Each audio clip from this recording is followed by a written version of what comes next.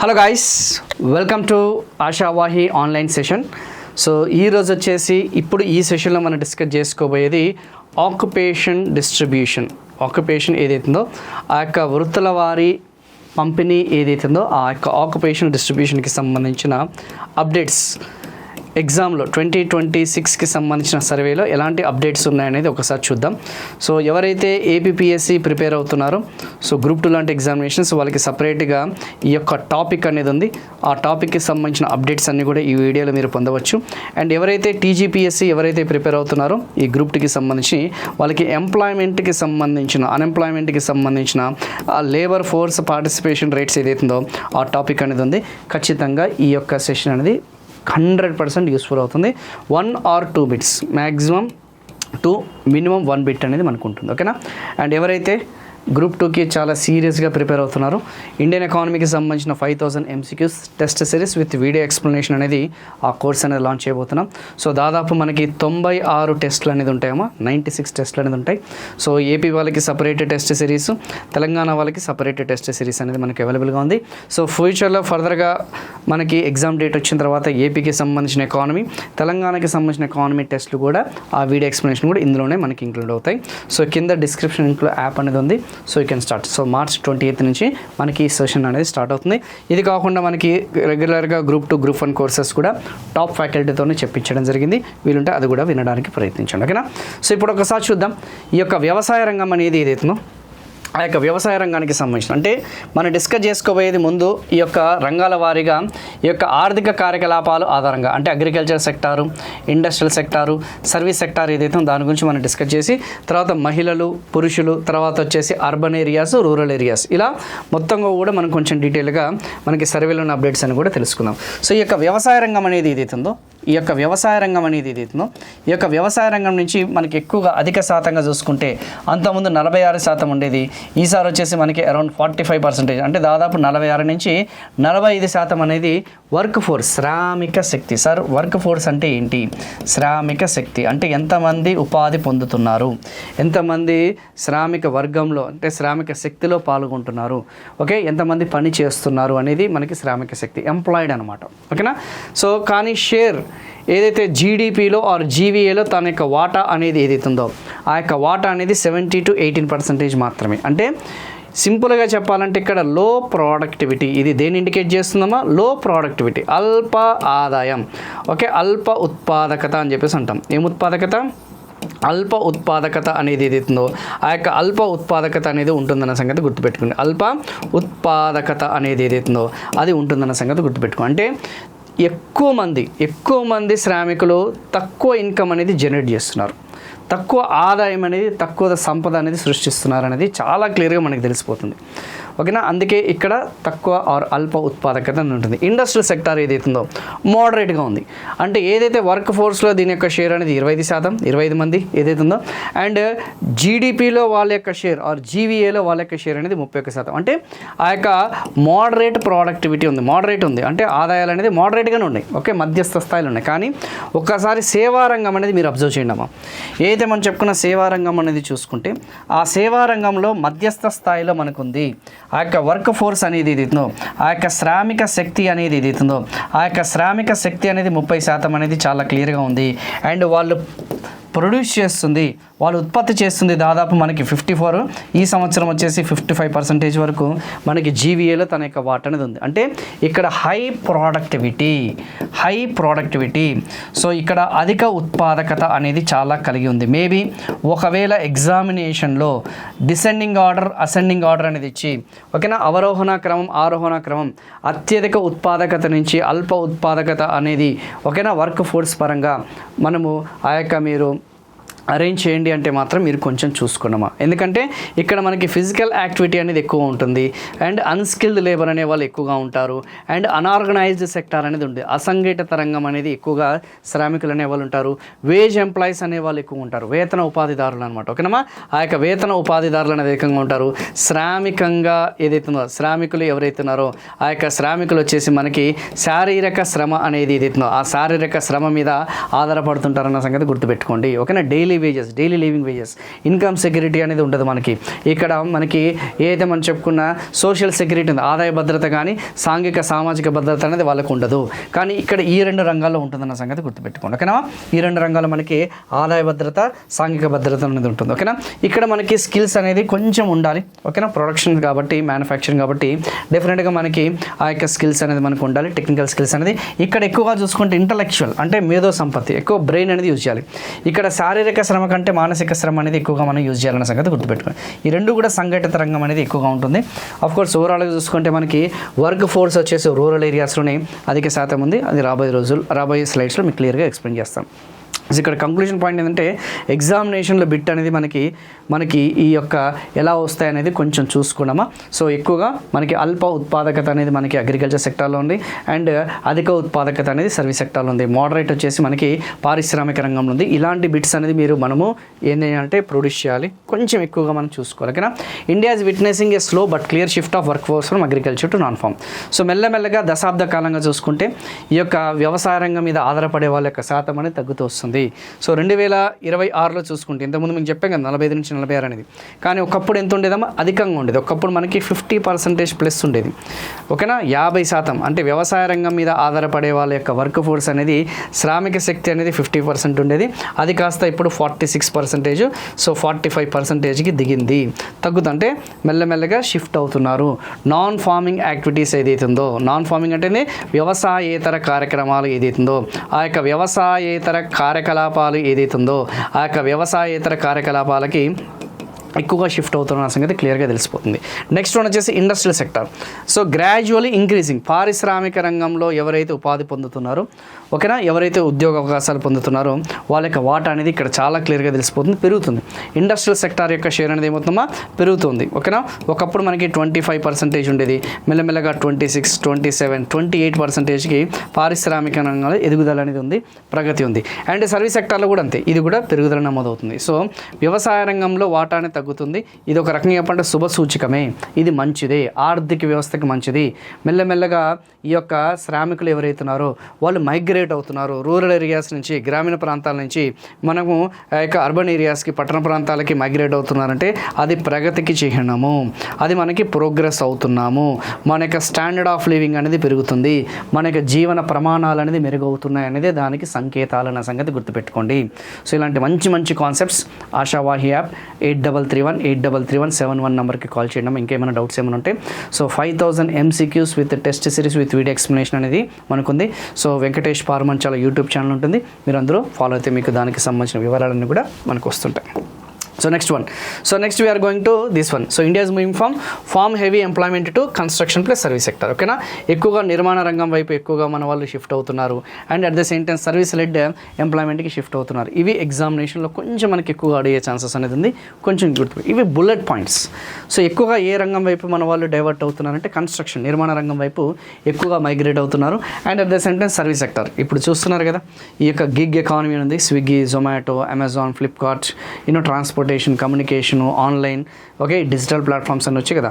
So ఆ gig economy అని చెప్పేసి అంటాం, ఆ యొక్క కాంట్రాక్ట్ అని చెప్పేసి అంటాం. సో అటువైపు ఎక్కువగా మొగ్గు చూపుతున్నారన్న సంగతి కొంచెం గుర్తుపెట్టుకోండి. Next one, work force female, మహిళల యొక్క శాతం అనేది పెరుగుతుందా తగ్గుతుందా? మహిళల యొక్క శాతం అనేది, మహిళలకి సంబంధించిన ఆ యొక్క శ్రామిక శక్తి అనేది ఏదైతుందో ఆ యొక్క శ్రామిక శక్తి అనేది ఎక్కువగా పెరుగుతుంది. Mainly in agriculture and services, వ్యవసాయ రంగంలో పెరుగుతున్నాం. ఎందుకంటే ఎవరైతే పురుషులు ఎవరైతే ఉన్నారో మెల్లమెల్లగా రూరల్ ఏరియాస్ నుంచి, గ్రామీణ ప్రాంతాల నుంచి పట్టణ ప్రాంతాలకు మైగ్రేట్ అవుతున్నారు. ఓకే, గ్రామీణ ప్రాంతాల నుంచి పట్టణ ప్రాంతాలకు మైగ్రేట్ అవుతున్నారు కాబట్టి పురుషులు ఆబ్వియస్లీ ఆ యొక్క ఫామ్ ఫీల్డ్స్ అన్నీ కూడా, ఫామ్ ల్యాండ్స్ అన్నీ కూడా మహిళలు ఎక్కువగా పార్టిసిపేట్ చేస్తున్న సంగతి గుర్తుపెట్టుకోండి. అట్ ద సేమ్ టైం చదువుకున్న వాళ్ళు ఎవరైతే ఉన్నారో, ఓకేనా, ఎవరైతే ఈ గ్రాడ్యుయేషన్ డిగ్రీ కంప్లీట్ చేసిన వాళ్ళు కూడా పట్టణ ప్రాంతాలకు వెళ్ళి, ఓకేనా, పట్టణ ప్రాంతాలకు వెళ్ళి వాళ్ళు కూడా సర్వీస్ ఏదైతే రంగంలోనే, సర్వీస్ సెక్టార్లోనే ఎక్కువగా ఎంగేజ్ అవుతున్న సంగతి కూడా చాలా క్లియర్గా తెలుస్తుంది. అంటే ఇండస్ట్రీస్కి అంతగా మొగ్గు చూపట్లేదు.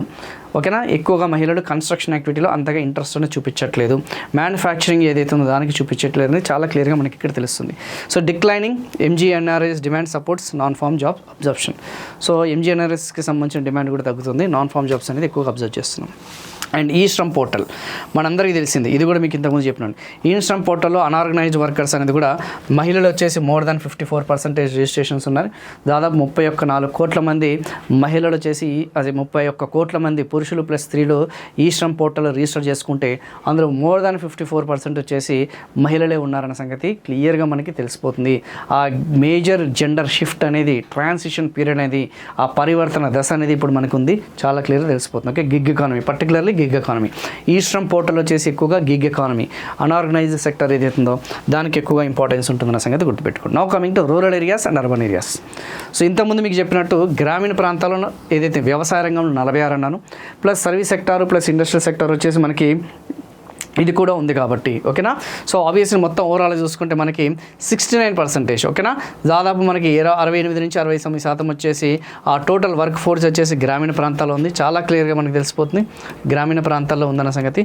అండ్ పట్టణ ప్రాంతాల్లో వచ్చేసి మనకి ఇది ఉంది. సార్ ఇవన్నీ కూడా మాకు కష్టంగా ఉన్నాయంటే, గ్రామీణ ప్రాంతాల్లో వర్క్ ఫోర్స్ వచ్చేసి 2/3, పట్టణ ప్రాంతాల్లో వర్క్ ఫోర్స్ వచ్చేసి 1/3, ఇలానే గుర్తుపెట్టుకోండి. వర్స్ట్ కేసులో అర్బన్ ఏరియాస్లో వర్క్ ఫోర్స్, శ్రామిక శక్తి, ఏం శక్తి అమ్మా, ఆ యొక్క శ్రామిక శక్తి అనేది పట్టణ ప్రాంతాల్లో మెల్లమెల్లగా పెరుగుతూ వస్తుంది. పట్టణ ప్రాంతాల్లో మెల్లమెల్లగా పెరుగుతూ వస్తుంది. అండ్ గ్రామీణ ప్రాంతాల్లో శ్రామిక శక్తి అనేది, గ్రామీణ ప్రాంతాల్లో ఆ యొక్క శ్రామిక శక్తి అనేది మెల్లమెల్లగా తగ్గుతూ వస్తున్న సంగతి గుర్తుపెట్టుకోండి. అండ్ ఆబ్వియస్లీ డామినేషన్, ఓకేనా, ఎక్కువగా ఆధిపత్యం అనేది మనకి గ్రామీణ ప్రాంతాల్లో ఉంది. 69% వచ్చేసి వర్క్ ఫోర్స్ వచ్చేసి గ్రామీణ ప్రాంతాల్లో ఉన్నారు. గ్రామీణం అంటే తెలుసు కదా, గ్రామ పంచాయతీలు, మండల్ లెవెల్లో ఏదైతే ఉందో ఆ యొక్క ఏదైతే agriculture and its allied activities and మార్కెటింగ్కి సంబంధించిన కానీ ఆ రవాణాకి సంబంధించిన ఏదైతే ఉందో గ్రామీణ ప్రాంతాల్లో, అండ్ హార్టికల్చర్ కానీ, డైరీ ఫార్మింగ్ కానీ, ఫిషరీస్ కానీ, హార్టికల్చర్ క్రాప్స్ కానీ, లేకపోతే ఆ యొక్క సెరికల్చరు, వీటికల్చరు, పుట్టగొడుగులు, లేకపోతే తేనె టీగలకి సంబంధించిన పెంపకము. సో ఇలాంటి ఏదైతే ఉందో ఆ యాక్టివిటీస్ ఏదైతుందో పొగాకు, రబ్బరు, టేకు, జీడిపప్పు, ఇలాంటివి ఏదైతే వాటి విషయంలోనే ఎక్కువగా ఉన్నారు. పర్టికులర్లీ ట్రైబల్ ఏరియాస్లో కూడా మనకి ఇవన్నీ కూడా తెలిసింది. సో అలా మనకి ఎక్కువగా డామినేట్ ఉంది. బట్ మెల్లమెల్లగా షిఫ్ట్ అవుతుందమ్మా, మెల్లమెల్లగా సర్వీస్ సెక్టర్ వైపు, కన్స్ట్రక్షన్ వైపు ఎక్కువగా మన వాళ్ళు షిఫ్ట్ అవుతున్నారన్న సంగతి చాలా క్లియర్గా మనకి తెలిసిపోతుంది, పర్టికులర్లీ అర్బన్ ఏరియాస్లో. సో రూరల్ వర్క్ ఫోర్స్ ఎక్కువగా చూసుకుంటే డామినేటెడ్ బై అగ్రికల్చర్, మనందరికీ తెలిసిందే. Rising non farm jobs, particularly construction, rural services, గ్రామీణ ప్రాంతాల సేవలు, డిక్లైనింగ్ డిపెండెన్స్ ఆన్ ఇంజనీర్స్. అంటే ఇది దేనికి సంకేతం అనేది కూడా అడుగుతాడు. మన Mahatma Gandhi national rural employment guarantee schemes మీద ఆధారపడే వాళ్ళు పెరుగుతున్నారా తగ్గుతున్నారంటే తగ్గుతున్నారు. ఇదే శుభ సూచికమే. ఎందుకంటే అగ్రికల్చర్ డిపెండెన్సీ అనేది తగ్గిందని అర్థం. ఎందుకంటే మనకి అంటే అగ్రికల్చర్ యాక్టివిటీస్లో యాక్టివ్గా పార్టిసిపేట్ చేసే వాళ్ళకి 6 నెలల నుంచి 7 నెలల వరకు మాత్రమే వాళ్ళకి ఫార్మింగ్ యాక్టివిటీస్ ఉంటాయి. మిగతా రిమైనింగ్ 5 మంత్స్ నుంచి 6 మంత్స్ వరకు వాళ్ళు ఖాళీగా ఉంటారు, వేకెంట్గా ఉంటారు. అదే అగ్రికల్చర్ని వదిలేసి వాళ్ళు కన్స్ట్రక్షన్ వైపు, అగ్రికల్చర్ని వదిలి వాళ్ళు సర్వీస్ సెక్టార్ వైపు ఆర్ ఇండస్ట్రియల్ సెక్టార్ వైపు డైవర్ట్ అయ్యారంటే ఆటోమేటిక్గా ఇంజనీర్గా ఆ యొక్క ఏదైతే మనం చెప్పుకున్నా కరువు పనులు ఏదైతే ఉన్నాయో, ఓకేనా, ఉపాధి పనులు ఏదైతే డిపెండెన్స్ తగ్గిపోతుంది కదా. ఎందుకంటే వాడికి ఆల్టర్నేట్ చూసుకున్నాడు ఆల్రెడీ. ఎవరైతే మహిళలు ఎవరైతే ఉన్నారో, పురుషులు ఎవరైతే ఉన్నారో వాళ్ళు ఆల్టర్నేటివ్ ప్రత్యామ్నాయ మార్గం చూసుకున్నారు. సో కరువు పనులకి వెళ్ళరు వాళ్ళు ఇంకా, ఓకేనా, ఏదైతే ఉపాధి పనులకి వాళ్ళు వెళ్ళరన్న సంగతి గుర్తుపెట్టుకోండి, ఓకేనా. ఆ యొక్క డైలీ ఏదైతే వెళ్ళరు, ఎందుకంటే ఆల్టర్నేటివ్ ఉంది. సో అంటే మెల్లమెల్లగా దీని మీద డిపెండెన్సీ తగ్గుతుందంటే ఆర్గనైజ్డ్ సెక్టర్ వైపు, లేదంటే ఒక సెక్యూర్డ్ జాబ్ వైపు వాళ్ళు ఆల్రెడీ డైవర్ట్ అయ్యారనేది క్లియర్గా శుభసూచికతమే, ఓకేనా. సో అర్బన్ వర్క్ ఫోర్స్ పట్టణ ప్రాంతాల్లో కంప్లీట్గా సర్వీసెస్ డామినేట్ చేస్తాయి. రూరల్ ఏరియాస్లో కంప్లీట్గా అగ్రికల్చర్ యాక్టివిటీస్ అనేవి డామినేట్ చేస్తాయి. ఒకవేళ ఫ్యూచర్లో మీకు అర్బన్ ఏరియాస్లో ఏది ఎక్కువ డామినేట్ చేస్తుంది, ఆధిపత్యం తెలుస్తుంది అంటే services. So higher share of regular wage and salary jobs, తెలుసు కదా, రెగ్యులర్గా సాలరీ జాబ్స్ అనేది ఎక్కువ ఉంటుంది. ఫారెన్ ఎంప్లాయ్మెంట్, ఓకేనా. అండ్ పట్టణ ప్రాంతాలకు వచ్చేసరికి మేజర్ మ్యానుఫ్యాక్చరింగ్ ఫ్యాక్టరీస్ ఎక్కువగా ఉన్నాయి. లార్జ్ ఎంప్లాయ్మెంట్ అనేది క్రియేట్ చేస్తుంది అనేది ఆర్గనైజ్డ్ సెక్టార్, లార్జ్ ఫ్యాక్టరీస్ ఎక్కువగా ఎంప్లాయ్మెంట్ క్రియేట్ చేస్తుంది. ఐటీ తెలుసు కదా, కార్పొరేట్ సెక్టార్, ఎంఎన్సీ ఏదైతుందో అవి ఎక్కువగా డామినేట్ చేస్తున్న సంగతి తెలిసిపోతుంది. అండ్ ఫిమేల్ పార్టిసిపేషన్, మహిళల యొక్క ఏదైతే ఉందో ఆ మహిళలు అనేది ఏదైతుందో ఆ మహిళలు అనేది పాల్గొనడం అనేది చూద్దాం. రూరల్ ఏరియాస్లో అత్యధికంగా agriculture and its allied activities obviously common. మహిళలు ఎక్కువగా గ్రామీణ ప్రాంతాల్లో వ్యవసాయం మరియు అనుబంధ రంగాలే కదా. అర్బన్ ఏరియాస్లో చాలా చాలా తక్కువ ఉంది, బట్ స్టడీగా రేజ్ అవుతుంది. ఈ మధ్యకాలంలో ఆ యొక్క ఏదైతే మహిళల యొక్క శాతం పట్టణ ప్రాంతాల్లో ఆ యొక్క ఉద్యోగ అవకాశాలు అనేది పెరుగుతున్నాయి. తక్కువగానే ఉంది కానీ పెరుగుతున్న సంకేతం అనేది క్లియర్గా మనకు తెలుస్తుంది. ఇలాంటి బుల్లెట్ పాయింట్స్ ఏనమ్మా ఎగ్జామ్లో మనకి కొన్ని సబ్కాన్షియస్ మైండ్లో ఫీడ్ చేసుకోండి. ఎక్కువగా ఎంసీక్యూస్ అనేది ప్రాక్టీస్ చేయండి, మీకు ఆటోమేటిక్గా మనకు తెలుస్తుంది. ఓకేనా, క్లాస్ విన్నంత మాత్రం ఆ టైంకే గుర్తుంటుంది. అది ఎంసీక్యూస్ ప్రాక్టీస్ చేసామనుకోండి మనకి మన సబ్కాన్షియస్ మైండ్లోనే మనకి ఫీడ్ అవుతుంటుంది. ఆల్రెడీ నేను కావాలంటే ఒక్కసారి సర్వేకి సంబంధించిన జీడిపి గ్రోత్ రేటు, షేర్ ఏదైతుందో వాటా, రంగాల వారీగా వాటాకి సంబంధించిన ఎంసీక్యూ సెషన్ అనేది లైవ్ తీసుకున్నాను. ఒక్కసారి మీరు వెళ్ళి ఆ లైవ్ సెషన్ అనేది ఒకసారి అటెండ్ అవ్వండి. ఒక 2 days బ్యాక్ మీకు కొంచెం క్లారిటీ అనేది వస్తుంది. You get some clarity. అసలు ఎలా క్వశ్చన్స్ అడుగుతున్నాడు వీటి నుంచి అనేది చాలా క్లారిటీగా స్పష్టంగా వస్తుంది. ట్రస్ట్ మీ, పక్కగా మీరు ఆ వీడియో సెషన్ అనేది 100కి 100% లాస్ట్ వరకు చూడండి. మీకు నమ్మకం అనేది అయితే పక్కగా కలుగుతుంది. అంటే ఎకానమీ అనే భయం అనేది పోతుంది. ఇంత సింప్లిఫైగా చాలా ఈజీగా మనం చేయొచ్చిన సంగతి. So go to our Venkatesh Parmanchala YouTube channel. డెఫినెట్గా మీకు ఆ వీడియో అనేది మనకు అందుతుంది. ఓకేనా, ఆల్రెడీ దీని మీద ఎంసీక్యూ సెషన్ అనేది తీసుకున్నాను నేను. So male versus female work force అనేది ఆ యొక్క సంవత్సరం female labour force participation rates 2017లో చూసుకుంటే ఈ నెంబర్స్ గుర్తుపెట్టుకోవాల్సిన అవసరం లేదమ్మా. జస్ట్ రఫ్గా వాటి యొక్క ట్రెండ్ అనేది ఏదైతే గుర్తుపెట్టుకొని చాలు. ఒకప్పుడు 2017-18 చూసుకుంటే 23% ఉండేది. 2023 ఇలా చూసుకుంటే దాదాపు మనకి 42%. ఏం సంకేతం అమ్మా? మెల్లమెల్ల మహిళలు కూడా ఆర్థిక కార్యకలాపాలు చాలా క్రియాశీలంగా పాల్గొంటున్నారు. చాలా ఫాస్ట్గా ఎంప్లాయ్మెంట్లో వాళ్ళ గ్రో అనేది అయ్యింది. ఓకే, సస్టైన్డ్ హై పార్టిసిపేషన్, అధికంగా పాల్గొంటున్నారు. ట్రెండ్ వచ్చేసి మహిళలు వచ్చేసి అధిక శాతంలో ఆర్థిక కార్యకలాపాల్లో పాల్గొంటున్నారు. మళ్ళీ రిపీట్ చేస్తున్నాను. ట్రెండ్ అనేది ఏముంది, ధోరణి అనేది అధిక శాతంలో పాల్గొంటున్నారు. ఒకప్పుడు చాలా తక్కువగా ఉండేది. నేను కూడా 2017-18 టైంలో మహిళల యొక్క లేబర్ ఫోర్స్ పార్టిసిపేషన్ రేటు మీరు 23 కాదమ్మా 25 గుర్తుపెట్టుకోండి, 1/4 గుర్తుపెట్టుకోండి, 1/4 గుర్తుపెట్టుకోండి అని చెప్పేవాడిని. అదే పురుషులు వచ్చేసి 3/4 గుర్తుపెట్టుకోండి అని చెప్పేవాడిని. కానీ ఇప్పుడు వచ్చేసరికి 60-40 అయిపోయింది. సో 60% ఏమో పురుషులు అయ్యారు అండ్ 40% వచ్చేసి స్త్రీలు అయ్యారు. అంటే ఇది శుభ సూచకమా కాదా? అంటే జెండర్ ఇన్ఈక్వాలిటీస్ తగ్గుతున్నాయి లేదా, జెండర్ డిస్పారిటీస్ అనేది తగ్గుతున్నాయి లేదా, మహిళలు కూడా ఆల్మోస్ట్ సమానంగా ఉత్పత్తి ఆర్థిక కార్యకలాపాల్లో పాల్గొంటున్నారు లేదా, వాళ్ళు కూడా వంటింట్లో నుంచి బయటకు వచ్చి ఖచ్చితంగా మేము కూడా ఏదైనా సాధించాలి, మేము కూడా మా జీవితంలో ఒక ఐడెంటిటీ అనేది ఉండాలి, ఒక సెల్ఫ్ ఎంప్లాయ్మెంట్ అన్నా ఉండాలి, ఏదైనా ఒక వ్యాపారం అన్నా చేయాలి, లేదంటే మేము యాక్టివ్గా ఉపాధి అన్నా ఉండాలి, ఉద్యోగం అన్నా ఉండాలని చెప్పేసి చాలా చాలా క్రిస్టల్ క్లియర్గా వాళ్ళ మైండ్ సెట్ అనేది, బ్రెయిన్స్ అనేది వాళ్ళు ట్యూన్ చేసుకోవడం జరిగింది. సో ఫ్యూచర్లో వాళ్ళు ఒక పెళ్ళిళ్ళు చేసుకున్న పిల్లల్ని కన్నా ఏదో విధంగా ఐదర్ ప్రైవేట్ జాబ్ అయినా సరే లేకపోతే గవర్నమెంట్ జాబ్ అయినా సరే ఏదో విధంగా వాళ్ళు యాక్టివ్గా ఉంటున్న సంగతి గుర్తుపెట్టుకోండి. ఆల్రెడీ ఈ మధ్య మనం ఇన్స్టాలో చూస్తూనే ఉన్నాం, ఎవరు కూడా ఖాళీగా ఉండట్లేదు. కోర్స్ కొంతమంది డెడికేటెడ్గా వాళ్ళ ఫ్యామిలీకి డెడికేట్ చేస్తున్నారు. Those are some exceptions. ఓకేనా, సో ఆల్మోస్ట్ మనకి male work force participation rate అనేది ఏదైతుందో, okay women work force participation rate అనేది ఆల్మోస్ట్ 75-77 ఉండేది, 15+. అండ్ వీళ్ళు వచ్చేసి పెరుగుతున్నారు. చెప్పే కదా ఆల్మోస్ట్ మనకి ఇది 40%. అంటే ఉన్న పురుషుల్లోనే సార్ ఇదేంటి సార్ అంటే ఉన్న పురుషుల్లోనే 100 మంది ఉన్నారంటే మేల్ పార్టిసిపేషన్ రేట్ అనేది 3/4, అంటే 75 మంది పురుషులు, మిగతా 25 మంది అంతగా ఇంట్రెస్ట్ చూపించలేదు. స్త్రీలు చూసారా ఆల్మోస్ట్ మనకి 40, అంటే 100 మంది స్త్రీలలో ఆల్మోస్ట్ 40 మంది ఇంట్రెస్ట్ చూపిస్తున్నారు, మిగతా 60 మంది అంతగా మొగ్గు చూపట్లేదు. So rural female work force participation is much higher than urban. అంటే దీనికి కంక్లూజన్ ఏంటంటే అమ్మా, గ్రామీణ ప్రాంతాల్లోనే స్త్రీలు అధిక శాతంలో శ్రామిక శక్తిలో పాల్గొంటున్నారు, శ్రామిక శక్తిలో భాగస్వామిగా ఉన్నారు. మోర్ ఎక్కువగా ఉన్నారు గ్రామీణ ప్రాంతాల్లోనే. అంటే చాలామందికి ఒక అపోహ, పట్టణ ప్రాంతాల్లోనే మేము చదువుకున్నాం సార్, ఎడ్యుకేటెడ్ సార్, ఎక్కువగా మాకు అవేర్నెస్ ఉంది, ఎన్లైట్ ఉన్నారు అనుకుంటున్నారు. కానీ ట్రస్ట్ మీ గైస్, గ్రామీణ ప్రాంతాల్లోనే rural female participation rate is much higher than urban. పట్టణ ప్రాంతాలతో పోలిస్తే, ఎందుకంటే వాళ్ళకి అక్కడ 15+ రాగానే ఏదో ఒక ఎకనమిక్ యాక్టివిటీలో వాళ్ళు ఎంగేజ్ చేస్తారు, అది అబ్బాయి అయినా సరే అమ్మాయి అయినా సరే. కానీ ఇక్కడ నాన్న బుజ్జి కన్నా అని చెప్పేసి నువ్వు ఇంటర్మీడియట్ పాస్గా ఐఐటి చదువు, డాక్టర్ చదువు, ఎండి చదువు, ఇలా ఇంజనీరింగ్ చేయి, ఎంటెక్ చేయి, బీటెక్ చేయి అని చెప్పేసి ఆల్మోస్ట్ 21-22 ఇయర్స్ వరకు గారాబంగా పెంచుతారు. కానీ అక్కడ అట్లా కాదమ్మా, 15 సంవత్సరాలు ఏదో ఒక విధంగా అబ్బాయి అయినా సరే అమ్మాయి అయినా సరే ఏదో ఒక ఎకనమిక్ యాక్టివిటీలో ఎంగేజ్ చేస్తారు, ఏదో ఒక స్కిల్ అనేది వాళ్ళకు ఉంటుందన్న సంగతి గుర్తుపెట్టుకోండి. లేదంటే ఏదైనా సొంతంగా వాళ్ళు వ్యాపారం అన్న చేస్తారు, ఎంప్లాయ్మెంట్ అన్న చూసుకుంటారు. సో మెయిన్లీ ఏంటంటే ఎక్కువగా పొలం పనులకు వెళ్ళడము, ఎక్కువగా ఆ యొక్క డైరీ ఫార్మింగ్కి వెళ్ళడము, సెల్ఫ్ ఎంప్లాయ్మెంట్ చూసుకోవడం, చెప్పే కదా అన్పెయిడ్ ఫ్యామిలీ వర్క్లో ఎంగేజ్ చేయడము, అంటే వాళ్ళ సొంత పొలంలో పనిచేయడము, సొంత పశువులను చూసుకోవడం, మేతకు తీసుకెళ్ళడం, ఇలాంటివన్నీ కూడా ఎక్కువగా ఉంటుందన్న సంగతి గుర్తుపెట్టు. కానీ ఇక్కడ అట్లా కాదు కదా. సో మనం పక్కనున్న సూపర్ మార్కెట్కి వెళ్ళడానికి మనం ఇబ్బంది పడుతుంటాం. నేను వెళ్ళను, అన్న నెల్లు, తమ్ముడు నెల్లు, కానీ పార్టీలకి మాత్రం ఫంక్షన్కి మాత్రం మంచిగా నైస్గా రెడీ అవుతాం. కానీ గ్రామీణ ప్రాంతంలో కాదమ్మా. ఐఎమ్ నాట్ క్రిటిసైజింగ్, ఫ్యాక్ట్స్ చెప్తున్నాను అంతే, ఓకేనా.